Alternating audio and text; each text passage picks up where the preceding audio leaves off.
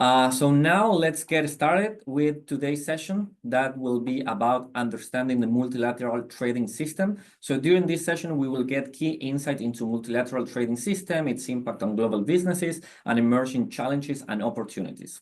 We will also gain a clearer understanding of how international trade rules shape markets and how companies can navigate them effectively. It will be leading this session George Riddle. George has over a decade of experience in international trade. He's primarily responsible for advising multinational corporations on their trade strategy, where his work most recently has focused on supporting businesses, managing geopolitical risk, and building more sustainable supply chains. Prior to consulting, George spent 6 years representing the United Kingdom at the World Trade Organization and the United Nations in Geneva, in Switzerland. So, George, it's really a pleasure and honor to have you here with us today. Thank you so much for sharing with us all your knowledge, and the floor is yours. Thanks so much, Luciano. It's an absolute pleasure to be here with everyone today on this fantastic opportunity to talk about the multilateral trading system, but also the broader Connect Americas Training Week. I've seen the agenda that you have set out, and it's truly a fantastic set of topics that really come to the crux of how the challenges that businesses are facing when it comes to international trade, but also the opportunities that there are and how to overcome some of those challenges. So really honored to be at the beginning of what I'm sure will be an absolutely fantastic week ahead. So good luck to everyone dialing into all of those sessions. So here today, this first session really is around the multilateral trading system as it currently exists with the World Trade Organization, which I think, really sets the foundation and the bedrock for the rules of how businesses trade internationally. It's not often talked about by businesses. It's not something that, is part of everyday parlance, but certainly every single portion of export, whether it's goods, services, intellectual property, trade facilitation, all have their basis in different countries' national regimes that are guided by rules that have been set at the World Trade Organization. So in the course of the session today, if my technology works, there we go, moving on, really want to cover 4 main elements as part of the discussion today. The first is really understanding what the WTO does and doesn't do through the different agreements that countries have agreed over the past 70 years governing international trade.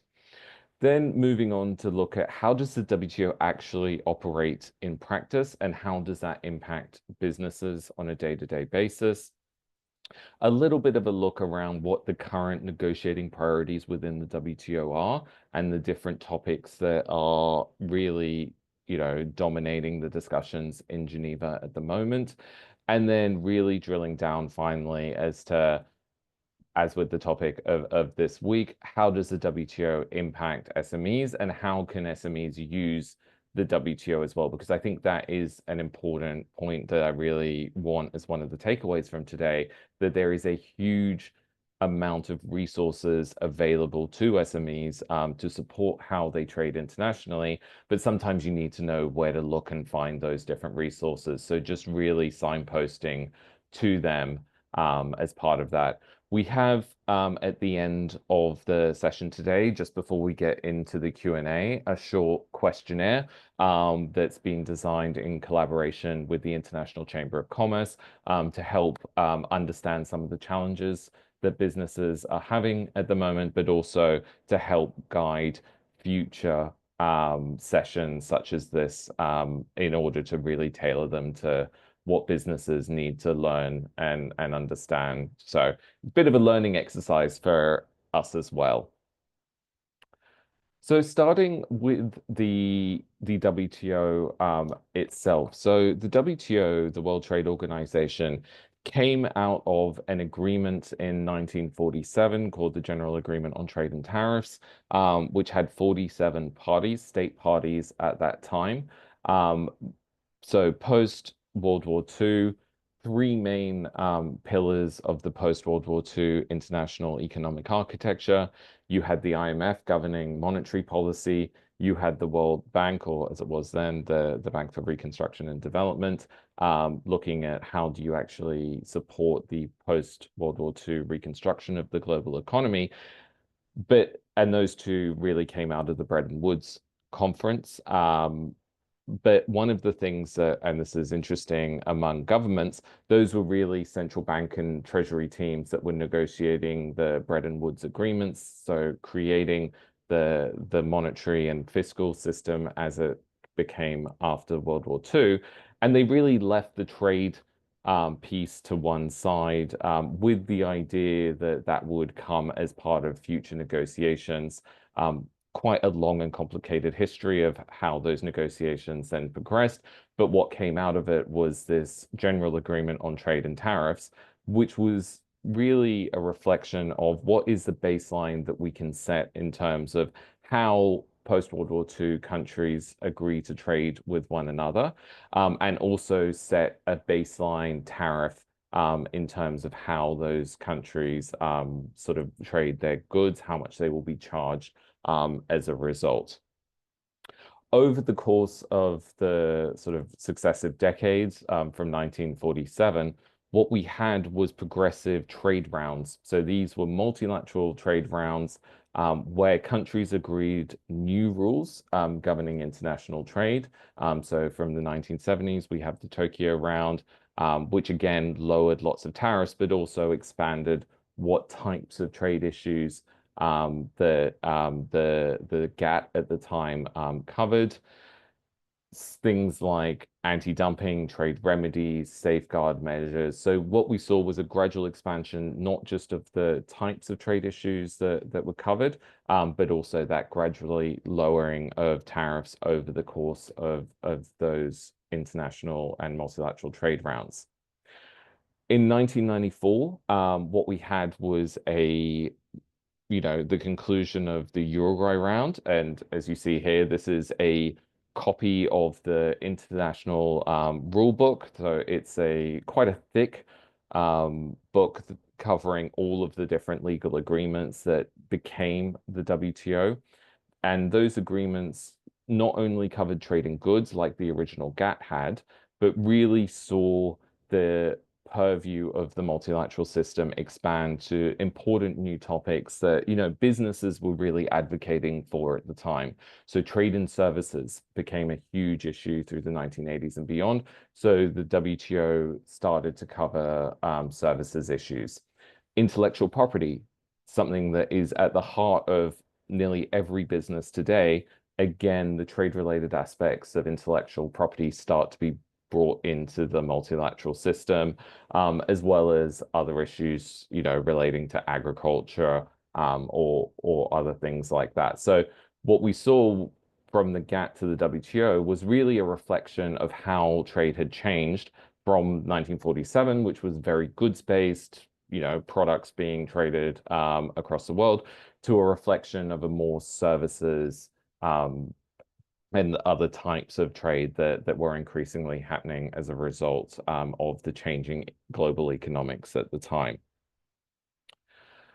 What underlies the WTO? And when you hear criticisms of the World Trade Organization around it forces countries to lower barriers, that it's a race to the bottom, that really isn't the case when it comes to this agreement or treaty between different countries around the world. There is at its heart two main aspects to everything that underlies what the multilateral system stands for. One is most favored nation.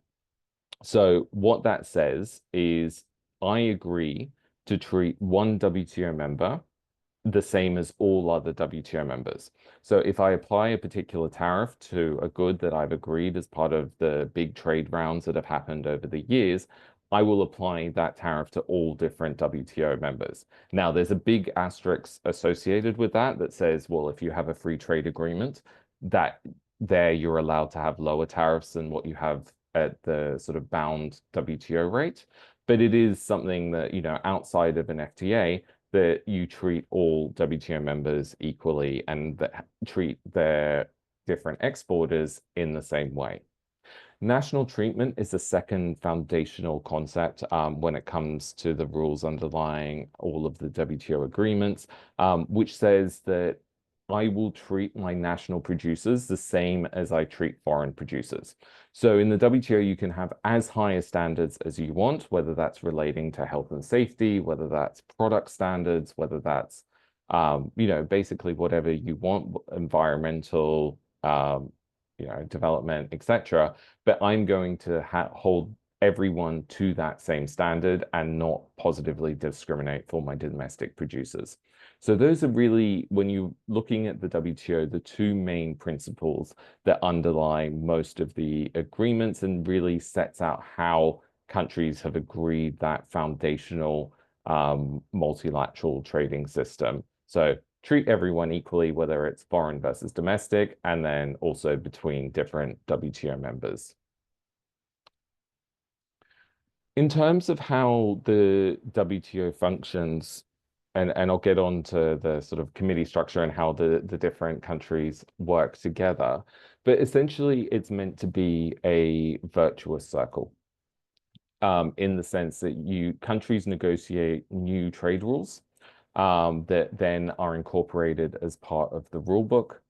That rule book is subject to quite a lot of monitoring and different functions that we'll come onto, but set out in legal texts that countries have agreed as binding treaties between themselves.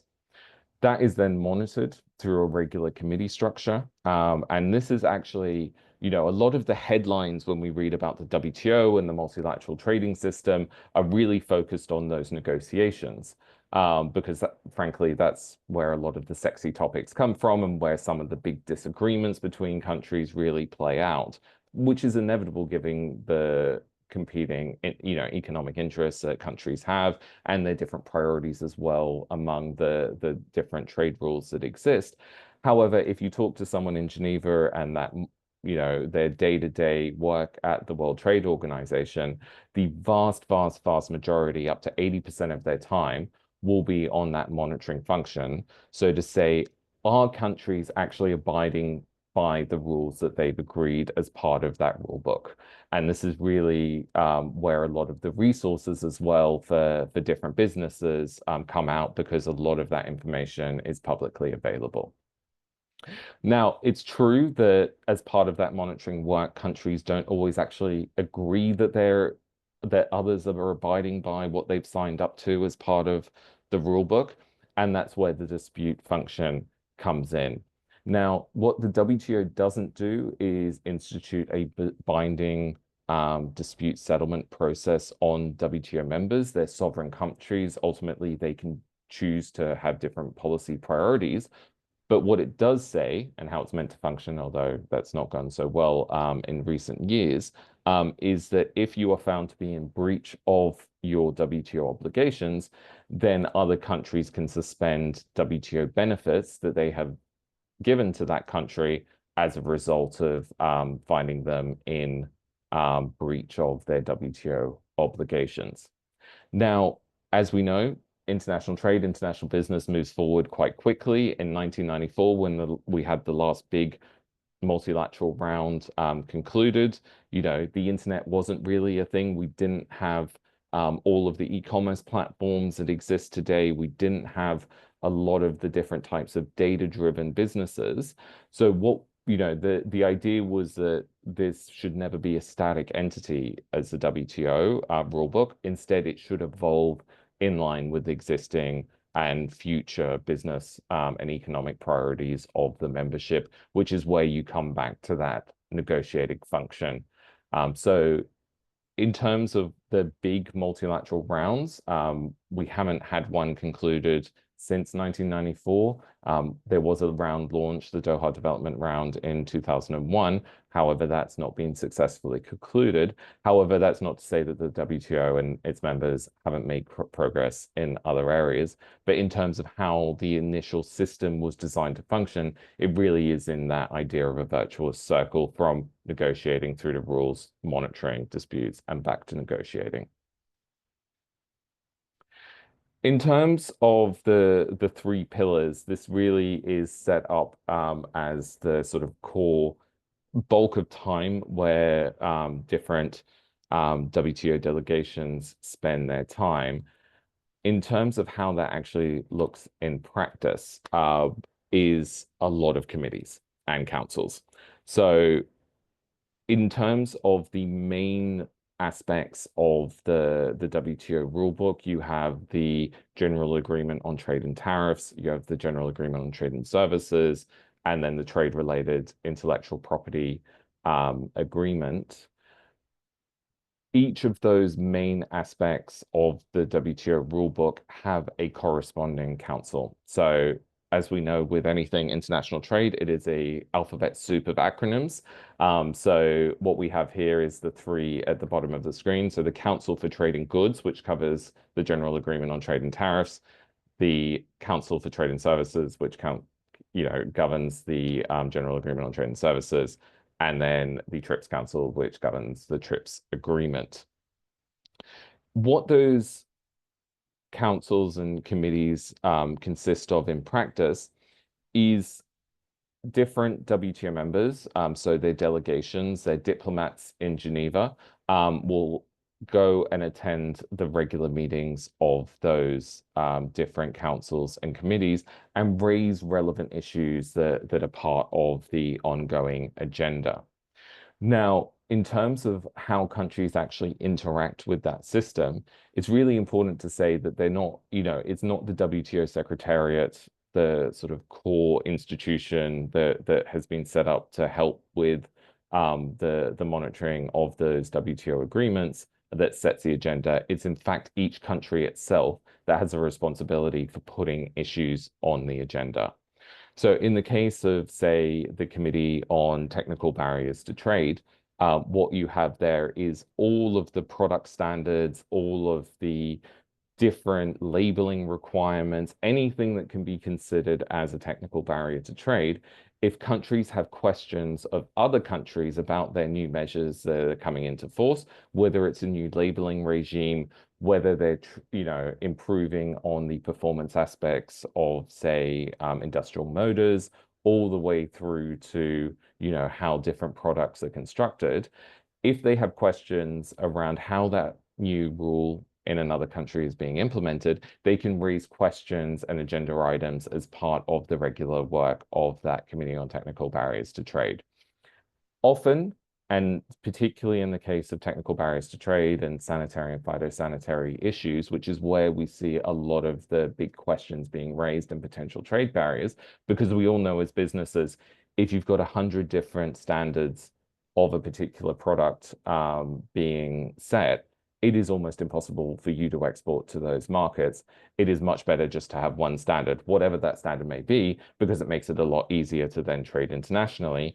And that is where that sort of business reality is translated into the WTO system, because you're able to question whether or not that is in alignment with WTO rules from one country to another, and also whether or not it could constitute a particular breach, raise concerns, and then see that see that as part of a country-to-country negotiation to say, hey, if you implemented it in a slightly different way, that would actually make it a lot easier for businesses to abide by whatever regulation that you've implemented. And that also applies across services and intellectual property as well. So that's where actually the bulk of the time that WTO diplomats from every country that is a member of the organization spends most of their time, is this constant question and answering over potential trade barriers. You also have something called the Trade Policy Review Body, which is something where each WTO members on a periodic basis, whether it's 2, 3, or 5 years, is subject to a country review. Now, would I recommend anyone actually sit in on those meetings? Probably not. They're 2 full days of, lots of set piece speeches, asking lots of questions about a particular country's trade regime that's under review. But what it does have, and I think really important for businesses, is as a result of this review, you have an overview created by the WTO Secretariat that details the entirety of that country's current trade regime. So if you have any questions about X country's, trade remedies or safeguard mechanisms or agricultural import requirements, often all of that is detailed helpfully in a single document. And I think it is one of the most vastly underutilized resources by businesses, particularly when they're looking at, potential countries to go and export to and really understand what is the trade regime of that country like. The WTO has produced a very helpful, if occasionally long, guide to how the different regimes operate across different countries. So definitely something worth checking out in the future. On the other side, we have the dispute settlement body. This is where disputes, if different WTO members aren't abiding or other countries believe that they're not abiding by their trade commitments, then you can sort of, initiate the dispute settlement proceedings. And that then goes to a panel of independent adjudicators to decide whether or not a particular country is in breach of its obligations. The WTO is meant to have something called the appellate body, which if countries don't believe that the panel has done a good job and they've misruled on a point of WTO law, then they're able to appeal to that. However, at the moment, there is no appellate body because the certain WTO members have blocked the appointment of those members. So there's a little bit as part of the broader WTO reform discussions. How do you reconstitute the dispute settlement system? The panel stage is still very much active and WTO members are taking good advantage of it. However, that appellate system and the second tier isn't exactly working at the moment. Above all of this, so if you imagine at the dispute settlement body, the General Counsel and the trade policy reviews, those typically are your Geneva ambassadors from all the different countries who are WTO members. Sometimes ambassadors don't necessarily want to take big decisions, whether they're not empowered to, or sometimes, politicians like good photo opportunities. Above that, every 2 years, we have the ministerial conference. The last ministerial conference took place last year in the UAE. And the next one is set to take place next year around this time in Cameroon. So it's something where the vast majority of the trade ministers of the WTO members will come together to either agree new trade rules or to set the future agenda for their ambassadors over the coming years. So it's really something to take that trade discussion up to the political level and really agree things and then set the direction for the next 2 years that typically culminates in a ministerial declaration which is then incorporated into the WTO rulebook if indeed new rules are agreed. So what's happened over the past years when it comes to the WTO? Obviously, before I spoke about the failure of the Doha development round, that new multilateral trade round really fell apart in 2008. So we haven't really seen those big multilateral trade negotiations for a number of years now. That's not to say that new rules haven't been agreed in that time.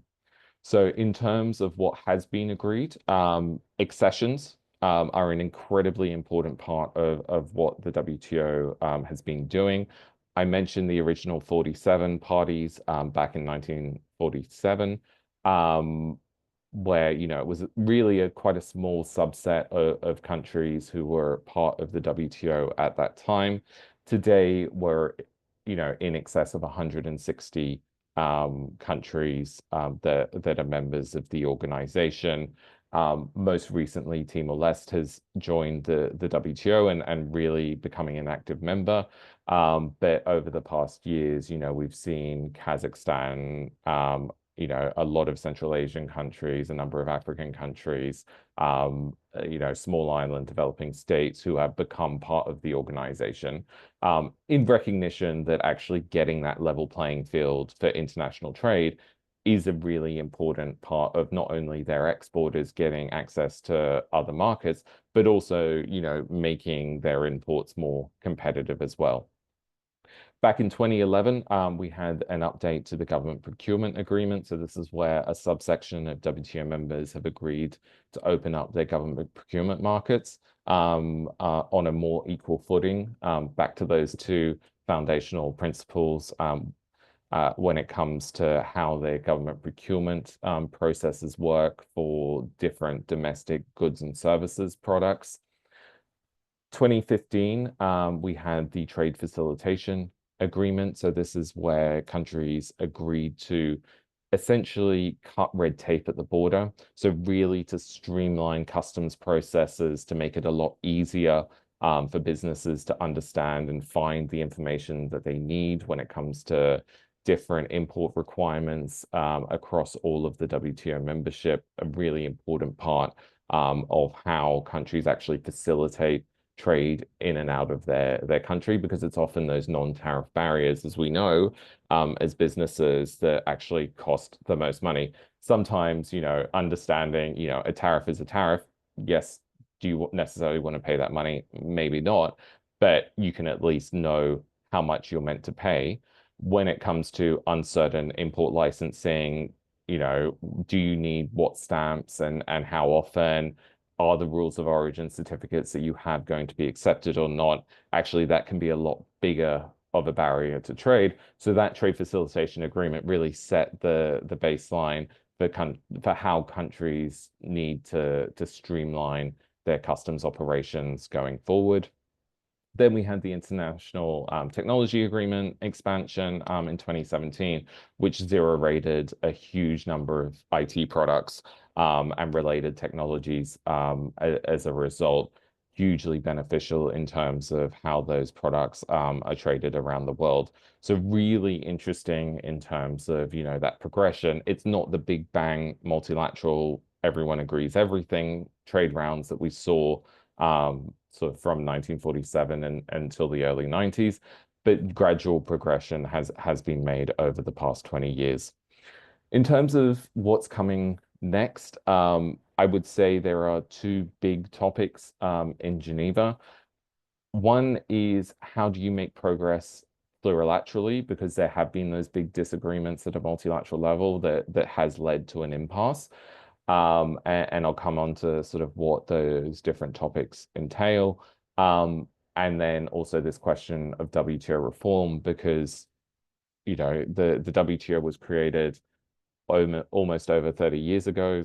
Indeed, we're at the 30th anniversary this year.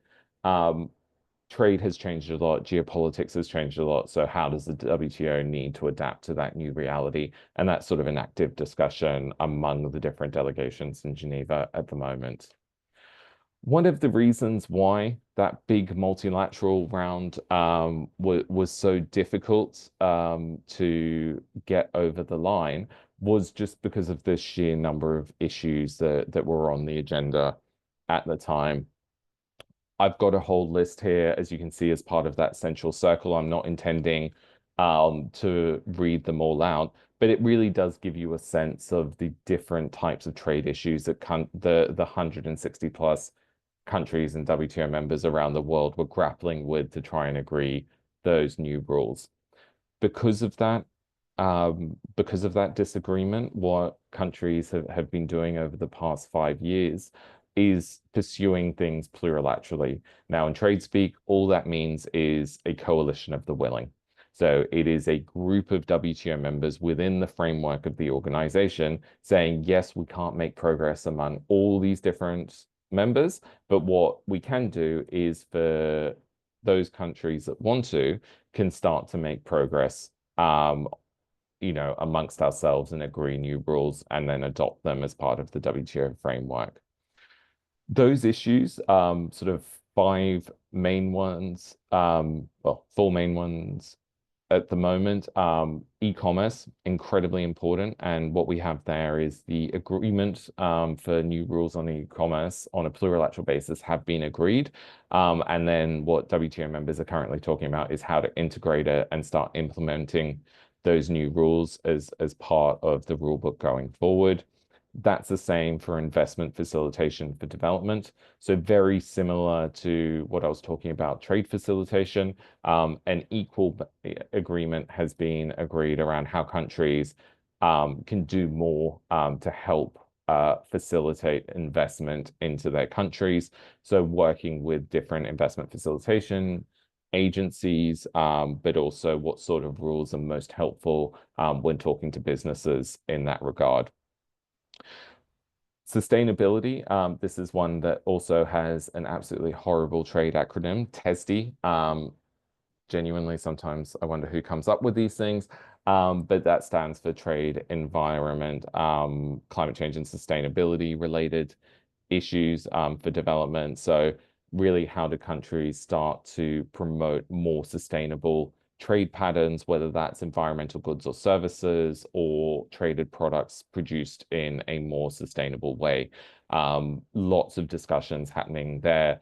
Really focused those discussions over the past couple of years on renewable energy products and technologies, although slowly expanding out to different sustainability standards, as well as, how do countries start to implement more trade-friendly sustainability-related measures as part of their national regime as well. There's also a separate work program on the micro, small, and medium-sized enterprises, which definitely for this crowd here today is an important working group. And what they've been doing over the past couple of years, and again, after this session, we'll include links to all of these resources, is trying to help improve access to finance. We know that that is a massive constraint when talking about international trade for SMEs around the world, looking at how to promote more women-owned businesses in trade. Again, an incredibly important part of how countries can help support their domestic producers to be more productive and to expand economically through trade. So some really fantastic work and resources being developed out of that working group as well. Coming on to the final section, just before we jump into the questionnaire and Q&A. So really trying to distill all of that information, and I realize there's been a lot of acronyms and a little bit of history over the course of the past 40 minutes, is how can SMEs really benefit from the WTO? So the first is as an information resource. When it comes to the amount of information produced by the WTO, it is truly phenomenal and, a really underrated free resource for businesses to use. I think a couple of the ones that stand out to me and that I have used personally in my trade work, working with businesses around the world. The first one is trade flows. So every country has to report its national statistics when it comes to import-export to the WTO. And what that does is create really a composite picture of what types of products are being traded between which countries. And that gives you an idea around demand creation. So particularly where you're seeing, significant growth markets in particular products, you can see whether or not actually the WTO is reflecting the types of trade that you might be interested in. You can look, is there a market there already? Is there not? Is it growing over the past 3 years? Can I potentially take advantage of those particular trends? So it's a good informational sense check around those trade flows. It also has a tariff database. So these are the MFN, the most favored nation tariffs that countries have at a bound and applied level across different product categories. So you can easily do a cross comparison between different countries. What are the current tariff bindings on products that really matter to your business? Now, you need to go and look at the exact customs classification in all of the national databases in order to verify that information, because as we know, depending on your customs classification, can have quite a different tariff impact. But it is something that says, hey, just as a cross comparison over these 5-10 markets I might be interested in, what is the general tariff level for the products that I'm most interested in? And that's also reflected in the country profiles of all the different WTO members. It also has a very good services market access database. So if you're interested, if you're more of a services business than producing products, there is also what are the different entry criteria for the service that you're providing in among the different WTO members as well. This isn't necessarily the WTO itself, but it's supported by the WTO. So there's the International Trade Center, which is one of the subsidiary bodies of the WTO. Also has compiled a fantastic a standards database when it comes to different product categories around the world, both agricultural and non-agricultural as well. So again, very useful if you're looking across markets, what standards, again, may not just be tariffs, but what standards do I need to potentially comply with in order to enter that market? So you can really, incorporate that as part of the, country export intelligence that you might be developing as you're looking to increase that trade, your trade profile overall. Finally, the final resource that I just wanted to mention as part of this is around training. So the WTO has some really good trade courses that are available for free on the website, which is fantastic that they're putting it out there and available to everyone who signs up. So number one, resources, absolutely, use them. They're there, provides a huge amount of intelligence when you're looking at your international trade profile. The second one is if you are experiencing trade barriers and it's something that's fundamentally stopping you trading around the world as part of your ongoing operations, every country that I mentioned as part of that, regular monitoring work has to raise those types of barriers. But your country delegations, your country diplomats cannot raise those barriers if they don't know about them. So I think it's a two-way street between your government and yourselves as traders, that if you are experiencing those barriers, or let them know so that they can raise it at the WTO and really enrich it with practical discussions around what are the types of issues that businesses are facing. From my own experience, sitting in these committees, if someone says, oh, I think your measure is unjustified, you're like, okay, that's great. If someone comes to you and says, I have heard from, 30, 40 businesses that these are the types of practical issues that they're experiencing. Here's why they can't comply. Here are potential solutions as to, make the situation better. That's a much more powerful argument for governments to go in and be armed with. So it's definitely that business intelligence piece is hugely important.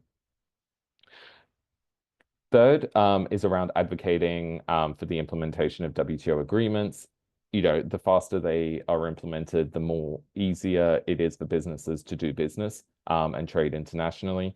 So particularly around how, the trade facilitation agreement being a classic example, it was agreed in 2015. Some countries have been very good about implementing those provisions straight away. Others have taken more time.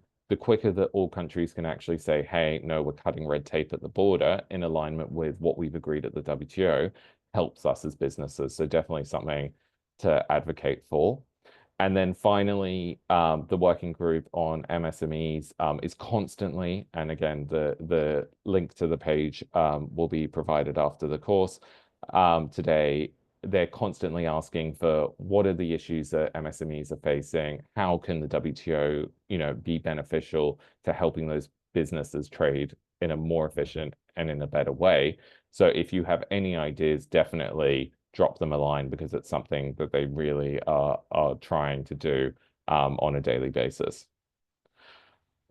So I think we're at the questionnaire and Q&A portion of today. So hopefully this presentation's been of interest. And Luciano, if I can hand back to you at this stage to go on. Absolutely. It was really useful, everything that you mentioned. I'm seeing that there are a lot of some hearts and claps there, some reactions on Zoom showing the appreciation of all the participants. It was really useful. And actually, one question that they dropped on the chat was it was Alejandro Poet.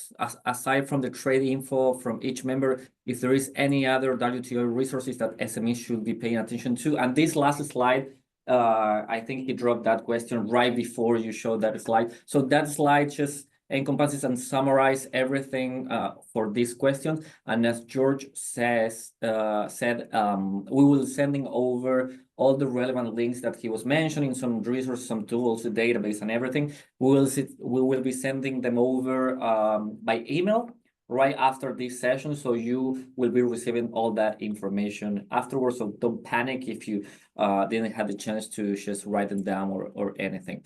But there is another question that actually, in different ways, it was repeated several times.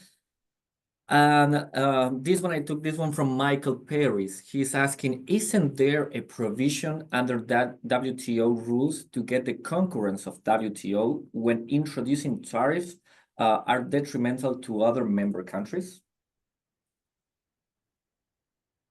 So this is at the heart of some of the ongoing trade disputes, and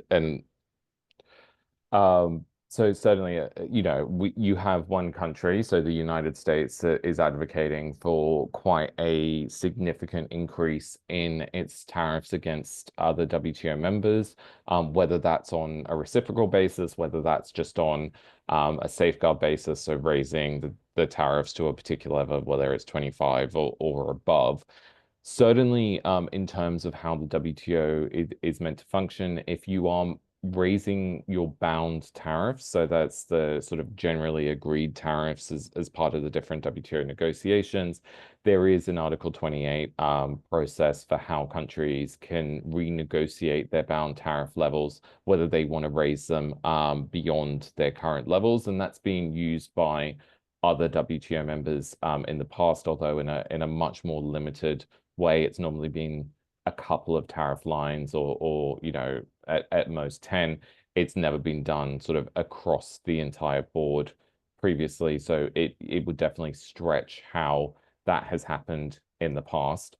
In terms of the justification for a lot of the US tariffs, and we still need to see what is published formally on the 2nd of April, which has been the next deadline that the current US administration has publicly said that will be when they make their announcements.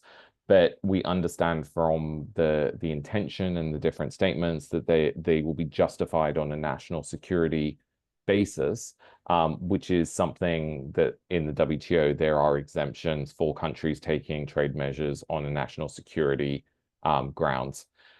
It is well within the right of other WTO members to challenge that through a dispute at the WTO, whether they truly believe that the measure constitutes a national security exemption, but that would then be for a panel to decide. So it depends what type of justification is used on the 2nd of April as to then what happens at the WTO, but really I wouldn't want to preempt that without knowing the exact justification. Yeah. And maybe this question that Teresa is asking, it's a bit related to this one, but with one specific example. I have a company in Mexico, she said. I want to know if there are any limits that prevent a country from increasing tariffs on Mexican export. Is there a threshold that cannot exceed under the multilateral trading system? So in terms of what's meant to happen at the WTO, you're not meant to raise your tariffs above what your bound rate is. Countries can play in between sort of where their bound ceiling is and zero. So if they wanted to, every year they could change it within that sort of threshold, but they're not meant to go above that bound rate. Again, that's where you get to the Article 28 renegotiations. If you want to raise the tariff ceiling on a particular product, In practice, because the WTO, every WTO member can ultimately do what they want. There is no sort of WTO limit as to how high that potential number could be if they choose to breach the bound thresholds. Absolutely. And here we have a question from Viet Ang Chu. I hope I pronounced that correctly. Do you think that free trade agreements will be key to solve the current problems within the multilateral trading system? So I think it's a really interesting one, and it's something that if you follow trade discussions over the course of the last sort of 20 years or so, initially there was a lot of concern that free trade agreements, particularly the big regional free trade agreements, were undermining the value of the WTO because ultimately it is more ideal for businesses to have one global set of trade rules than lots of different FTAs that they potentially, have to interact with. I think there has been there has been a shift in that international perspective when it comes to a lot of trade discussions, because what FTAs are able to do is innovate in a much more quick and nimble way on new trade rules and try and address, topics that are important to businesses but aren't necessarily going to make progress quickly at the WTO. So a couple of examples here to really bring it, through. Digital trade agreements. This is something that, the EU, Singapore, South Korea, other countries have been experimenting with over the past couple of years. How do you actually facilitate digital trade in a practical way through international trade rules? That's something that a lot of experience has been gained through those bilateral or regional negotiations that is then brought into the WTO to improve the negotiations on e-commerce. So it definitely can be mutually enriching. Trade and environment is another area where I think this is proven true. There's a small number of countries, so Chile, New Zealand, Norway, Fiji, have agreed something called the Agreement on Trade, Acts, Climate Change and Sustainability. Again, another one of those acronyms that's hard to remember, but they've agreed new rules on trade and environmental issues that is the first of its kind in the world. Again, those countries are bringing that back into the WTO sustainability discussions. So I think it can be mutually enriching where countries are experimenting through FTAs. Now, for businesses, if they want to use the FTAs, they need to sort of meet the rules of origin. They need to meet the services trade requirements. There are definitely preferential access that they can take advantage of. But from a policy perspective, yeah, the discussion has moved on in recent years. Perfect. Maybe we have time for one or two more questions, but before that, I would like to share a QR code that you should be seeing it now on the screen, because I would like to invite you all to complete a really short survey on multilateral trading system for SMEs, because we would like to understand your level of knowledge and preparedness for upcoming trade rule changes, as well as the most important skills for your business in 2025. So your feedback will also help us design future webinars with more relevant and useful content. So it's really short. If you see it there, if you access through the QR code, scanning the QR code, or just going to the link that it's written there on the screen, it's really short. Probably it will take less than 30 seconds. It's just 4 or 5 multiple choice questions. So that will be extremely useful for us. And I will just leave that on the screen. And we have another question here. Gerardo Roa, it's mentioning, great presentation. Thank you so much for your clarity and transparency, especially about all the aspects that are actually not currently working properly. Do you foresee any relevant changes in that sense, meaning a more profound cooperation among members on difficult topics? It's a great question. And something that I think the WTO is, going to have to grapple with over the coming months and years, particularly as those geopolitical tensions, driven by the US, but certainly aren't exclusive to the current trade priorities of the United States, a lot of the issues that sort of and the fractures in the global economic order certainly have been there for a number of years. I think there is a big question at the moment whether the group of countries which benefit the WTO the most, so those middle powers, medium-sized countries, smaller countries that really rely on the rules of the multilateral trading system, because that's where they're able to come together and really benefit them, because they don't have the geopolitical clout that sort of your big countries do. How do they coordinate? How do they cooperate? And how do they ultimately move forward with this? I think is going to be a real bellwether for what the future of the WTO is. I would also say here a lot depends on the future US administration. In the past, the current administration has talked about, leaving the WTO. Obviously, that is quite a drastic scenario, which would point to one direction, versus limited engagement, as we saw under the first Trump administration, where there was certain agreements which were able to be reached. I think we still don't know yet which particular scenario that we're in with regards to some pretty fundamental questions with the WTO. Sorry not to have sort of the light bulb moment there, but I think it's something that in Geneva, I know a lot of different delegations and ambassadors are really grappling with at the moment because of that uncertainty. And I think that will continue for at least the foreseeable future. Yeah. And maybe one last question in this case from Andrea Urrutia. From your perspective as an international consultant, how can we as SMEs deal with all this political instability we are currently experiencing? So I think, and absolutely the right question to be asking when it comes to how do you deal with that uncertainty, I would say, and no matter the size of the business, a lot of the playbook remains the same when it comes to how to deal with that uncertainty. The first is very much around understanding the exposure. So it's great to read in the Financial Times, or I'm based normally in the UK, so a lot of my news sources are UK based, or the BBC. But if you're in the US, CNN, etc., the big tariff headlines. And that can certainly, create a lot of uncertainty. But I think really drilling down into what is actually being proposed and what has entered into force in order to understand how you will be impacted, whether that's on potential tariffs in the US, retaliation by the EU or other jurisdictions. Where are you exporting from, and how could your products be potentially impacted by those new measures is the number one question that you need to ask yourself.